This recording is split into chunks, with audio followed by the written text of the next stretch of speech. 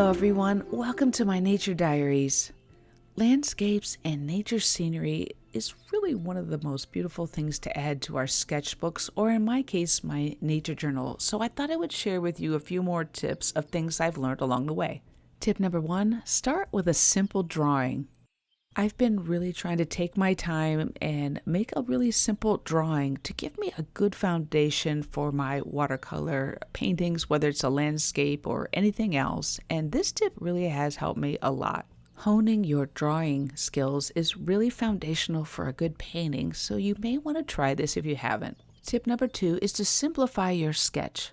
Even though this brambly woodland scene can feel very overwhelming, it's really more about just getting some foundational aspects of this picture in my drawing. Focusing on this path and the horizon lines really going to help me set myself up for a successful painting. As I shared in another landscape painting video, if this scene right here is too complicated for you, then choose something that's much more simple, like maybe a seascape or a meadow. The main thing is to just start and practice. Tip number 3, limit your boundaries. Limitations can be a really good thing because they're giving you a place to end so you can compose your picture in a more creative way. Whether you trace a shape or just draw it in with a ruler, it doesn't matter. The main thing is to just kind of limit yourself when you are making that sketch for your painting. Tip number 4 is start painting with large washes. What this means is that you're just going to want to make sure that you mix up enough paint ahead of time and make it a pretty loose and watery blend. Here I'm just going in with some straight cerulean blue for the background of the sky. I have found that just coming in with a large brush and putting in these large swaths of color really just helps again just jump into the painting. Usually these large washes of color are very watery, light, and loose. And if you have a cotton paper, this is a fun way to really experiment to see what your paper can do. I'm not doing anything too crazy here because we're only going to see a little bit of sky peeking through those trees. I'm not even really matching up with the sky and the photo, maybe just a little bit, because it's okay to be creative with your painting. With watercolor, another good idea is always to start light or with your lightest colors with these washes. If you find yourself a little heavy-handed with watercolors straight out of the tube, then you may want to use these pan colors, or save your tubes for the very end of the painting. Tip number 5 is to tile your colors. This is done a lot with gouache painting, but basically what it is you're just putting colors up next to one another. There's so many ways that you can paint, and you don't have to just do it one way. Whatever works for you the best, and I always suggest that you should try as many ways as possible. One reason I like this method of tiling colors is because it leaves some interesting white spaces in between. I can always go back and fill them in, but I like the idea of being able to have control over my watercolors and leave those interesting white spaces. It's also a good way to help keep our values. In other words, keep those lighter colors light. We can still go back in and add other colors or darker colors through glazing or just even dabbing them on whenever we need to, but it is difficult sometimes to take color away. I think the main thing with this is to try to just make sure that eventually you work on those two tiled colors and try to make sure that you blend the edges together just a little bit. I did forget to mention that this is a practice drawing and painting that I'm doing in a sketchbook, but I'm going to eventually put this into my nature journal. A practice sketchbook is a great place to experiment with these different techniques. Our next step is to add less water to your paint mixes. After we lay in those washes and block in with the tiling, what we can do now is to just gradually lessen the amount of water that we add to our paint. This is something that I do think it takes a little bit of time to get used to, and it's okay. We're all learning, and that's what these practice sketchbooks are for. What we want is to slightly make our paint more opaque as we're adding in layer after layer. I especially like to do this when I'm just not 100% sure what colors I'm going with. You may also note that I'm not following the colors exactly like in the photo because I want to make my painting more dynamic. That leads me to tip number 8. Use your reference photo only as a reference. Unless you're trying to create a hyper-realistic painting, I suggest just keeping it really loose and free. Experimenting a little bit with colors and not worrying about putting every leaf where it's supposed to be in the photo. After all, nature is constantly changing, so even if you came back to this a few days later, something in the scene could be different. You may want to try just focusing on a few things that you want to keep right to the photo. In this case, it's going to be the path and then some of those dark trees. I want to keep the placement of those as close as possible to the photo. Those are going to be the main things that I will focus on in this painting. Tip number 9 is begin to add your main details. Adding some more of our main details, as in this painting would be the tree trunks, can really help when our pencil lines feel like they're starting to get lost or we're just feeling overwhelmed or not sure where to go. Once we've gotten enough of our background colors established, it's okay to go ahead and add in some of those more of the mid to front details. This also gives us time for some of the paint to dry as well. I'm always amazed by how adding something like these tree trunks can make a painting start to feel like a painting.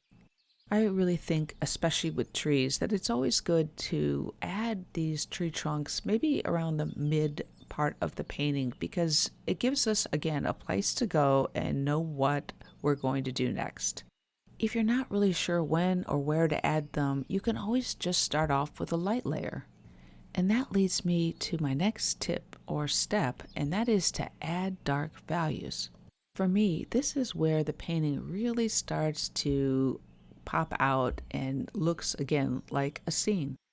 Because I like to mix up my own colors and I don't want to just go in with black or Payne's gray, it does take me a few layers sometimes to establish those values. When I do end up using Payne's gray, I do like to blend it out with one of my other colors that I'm using, and I try to only save it for just some very, very dark shadows. Even though colors are really important in a painting, adding these values and contrasts are really doing the work of making this painting look maybe more realistic, giving it depth, and of course interest. That's why it's helpful to have reference photos and try to really study them as much as possible. This wasn't the best photo because I don't have a huge contrast between light and dark, or I don't have a lot of shadows, but there were a few and I just decided to emphasize those even a little bit more than what the photo suggests. Another thing I really like to do is paint and then maybe just go and take a break. When we're staring at an image or a painting or a photo or picture, we often just don't see it anymore.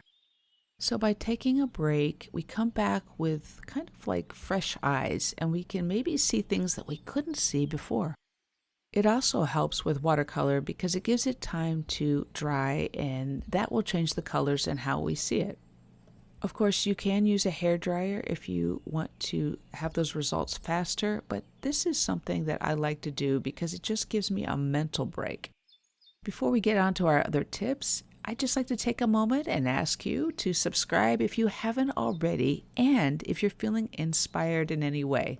If you would like, comment, and share this video, it helps me out so much. And for those of you who are able to support me financially, I do have memberships available and they are open now. I'll be adding in videos that are extended versions of a lot of the YouTubes that you'll see here. I'll be adding videos monthly, so please check that out. You can click the join button for more information and there's no commitment. I'm also hoping to add some nature vlogs as well as some more in-depth art drawing videos. Step number 11, adjust your color values. Once again, what we're doing is we've taken that break, we step back for a moment, and now we're just going to go in, and as you can see, I'm adding more colors to add more depth to the painting. You'll see here how quickly a painting can transform when we start to add more colors, and this is where you want to have the least watery paint for your painting. We almost want to get the paint right out of that pan in this case. Because this branch that I'm adding the leaves to is in the foreground, I really want the colors to be very saturated and opaque. I'm also working on darkening some of these edges of the path, and even though the colors are not quite the same as the others, I'm just trying again to establish those values. This part can also be tricky because sometimes we don't know when to stop with a painting, and we're all guilty of that, but it's okay. We're all learning and practicing. The main thing is to learn from what we're doing and, of course, to have fun. Tip number 12 is to add mixed media. This is, again, a subjective tip because you may not want to do this. I absolutely love to add ink to my watercolor paintings, and I'm using a fountain pen with some green permanent ink. All these items will be in the description. You don't have to use these though, you can just use a micron pen. The main thing is to use ink that's waterproof. That gives you flexibility to add more layers. I do sometimes like to add some white to my paintings, and so I'm using this Posca pen, and you can see I just shook it up and then I just tested it to make sure it won't glob on my painting. It's kind of fun to just go back in and add some lighter trees in the background. While I love using this Posca pen, if you don't have one, you can use white gouache, white acrylic paint. You could just experiment to see what works for you. I think it's just a nice way to add a little bit more detail and finesse to your painting. Again, you're going to want to try to limit yourself because it's really easy to get carried away with these last-minute details. I decided to just finish inking around some of these leaves and the foliage up in the trees, and I'm not going to try to be really picky. As you can see, I'm just trying to keep it all nice and loose. One of my goals by making these little landscape paintings is to try to learn how to paint as quickly as possible, or at least draw in the scene as quickly as possible when I'm outside. While I'll continue to use reference photos and look back to them, I really do want to learn how to just paint wherever I'm at. And number 13, practice helps with decision making. I have moved over to my nature journal spread, and because I'd made that practice painting, I know some of the things that I want to do or change in this painting. In my nature journal, I love to add writing and text because that's what the nature journaling part is about, and so I want to leave some of the foreground space empty. I know I have said this before in other videos, but making these practice drawings and paintings can give us so much confidence, especially if we're going to add them to more of a studio or finished journal like my nature journal here. I love to add loose, textured, watery backgrounds to my nature journal, and because I have practiced these little landscape paintings before, I now feel comfortable like adding in these extra backgrounds. Feel free to eliminate things or elements in your picture, photo, or whatever you're using if it doesn't maybe fit in with where you want to go with your journal or spread. And this works whether it's a nature journal, travel journal, or just something in your sketchbook. It is really about enjoying yourself and having fun while you're being creative. I want to thank everyone for watching, supporting, sharing, and subscribing. I so appreciate it. Also, a shout out to my members, Devani, Smiling Flower, Very Mimsy Mia, and So at Peace. Thank you so much for being a part of the channel membership. And don't forget to follow me over on Instagram at my_nature diaries for more nature art and tips. Again, I really hope you enjoyed the video and of course our time together. It's so fun to learn. Remember, you are so amazing and creative. Till next time, bye.